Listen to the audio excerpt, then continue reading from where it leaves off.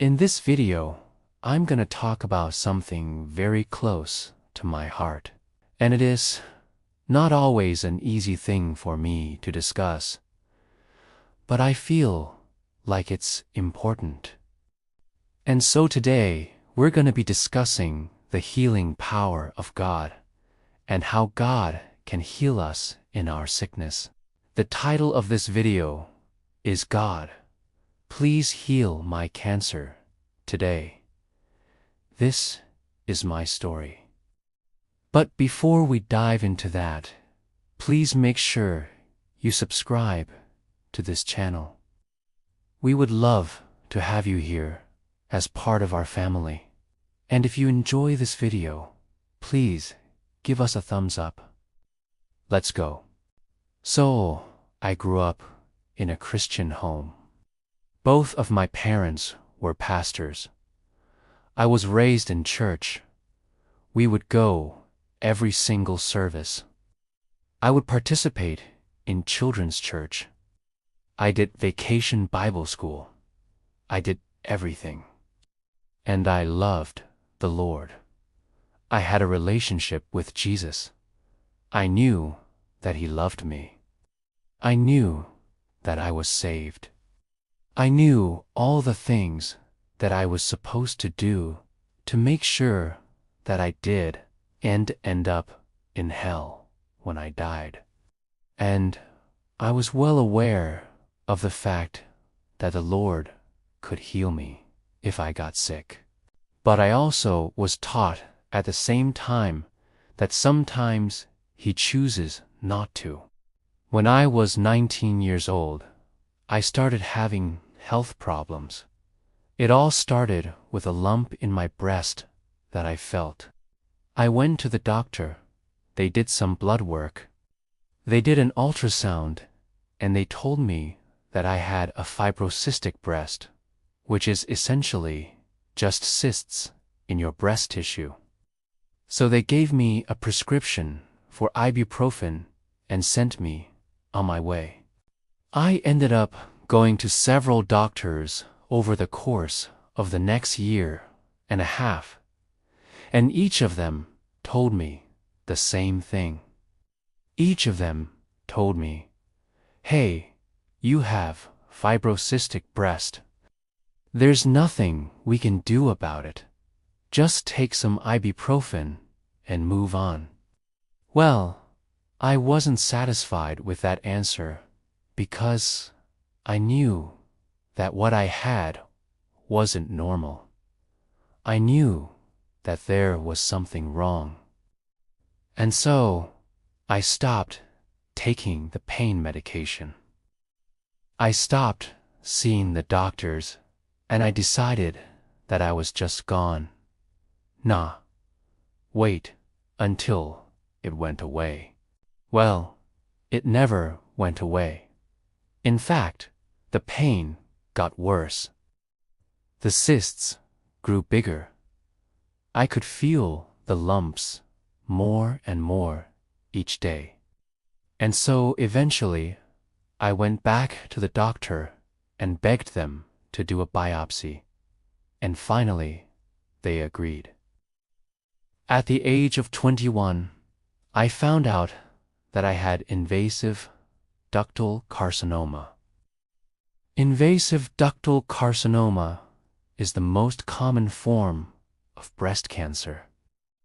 And when you have it, basically what happens is that cells in your breast tissue start to grow uncontrollably, and then they begin to invade the surrounding tissue.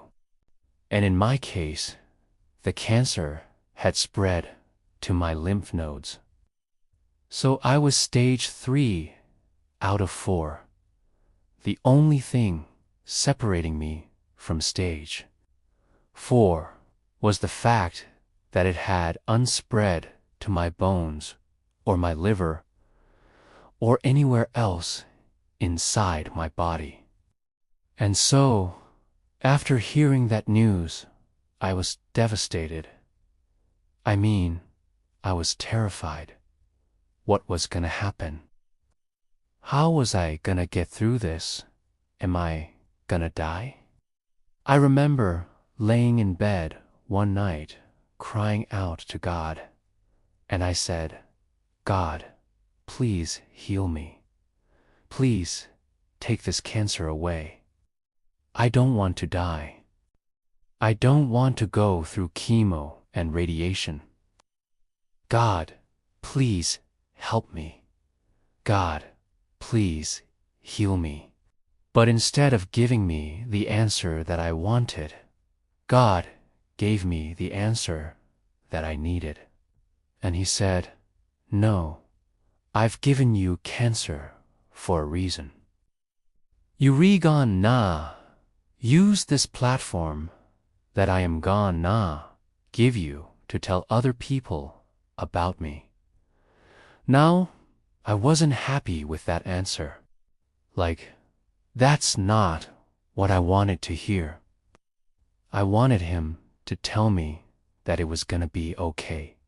I wanted Him to tell me that He was gonna take the cancer away. I wanted Him to tell me that everything was gonna be fine. But instead, He told me that it wasn't gonna be fine, that I was gonna experience a lot of pain. I was gonna go through a lot of suffering, and in the end, I was gonna die. But once I got over the shock of all of that, once I got over the grief of knowing that my life would never be the same, I began to think about how I could use this situation to help other people.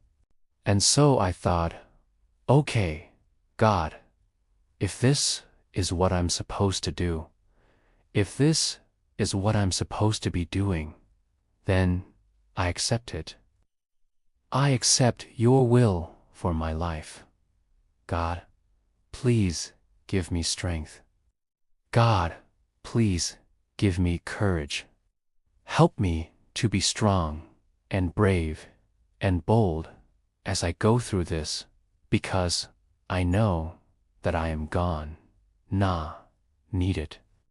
The first thing that I did was I called my local church and I told them what was going on, and I asked them to pray for me. Now, I'm thankful for the fact that they did pray for me. I'm thankful for the prayers that they sent my way. I'm thankful for the food that they brought over to my house. I'm thankful for the cards that they sent. I'm thankful for the love and support that they showed me. I'm extremely thankful for all of that. But at the same time, I was really disappointed in the fact that none of them reached out and said, hey, let's go to the hospital and pray with you. Let's go lay hands on you and you can be healed. You know, they didn't do that. And that kind of hurt my feelings a little bit, because that's what I expected. That's what I wanted. You know, I prayed for healing. I cried out to God and I asked Him to heal me. And I felt like if these people loved me, and if they really believed that God could heal me, that they would have done that. But they didn't. Instead, they just prayed and sent food and offered their condolences. And it hurt.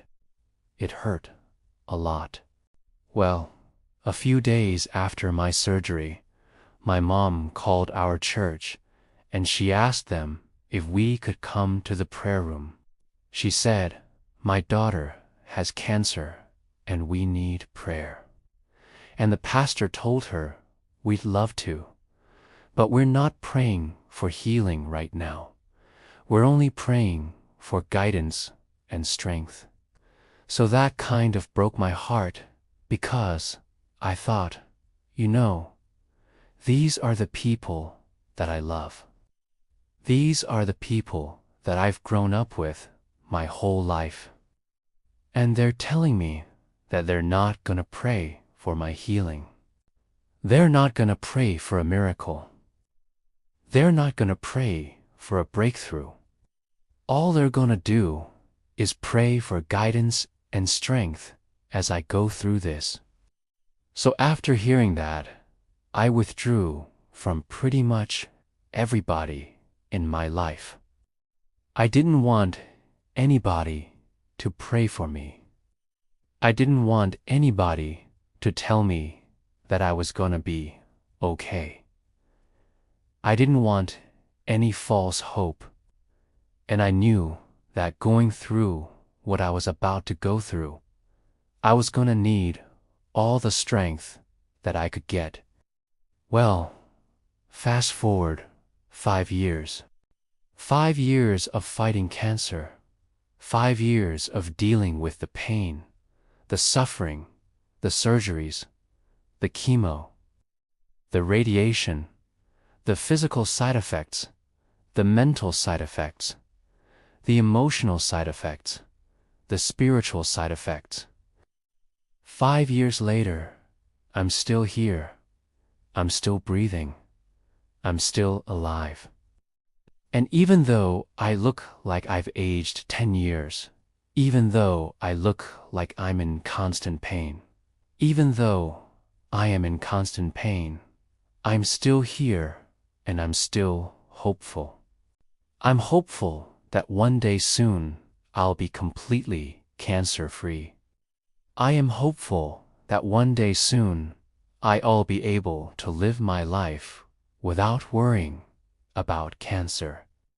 I am hopeful that one day soon I'll be able to wake up in the morning and not feel like I am in a battle.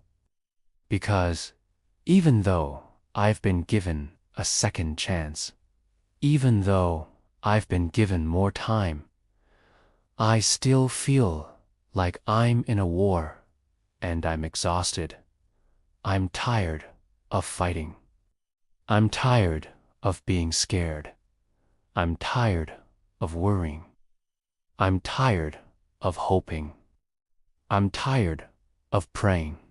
But even though I'm tired, I'm still standing. Even though I'm scared, I'm still here. Even though I don't know what the future holds, I'm still hopeful, because I know who's in control. I know who's on my side.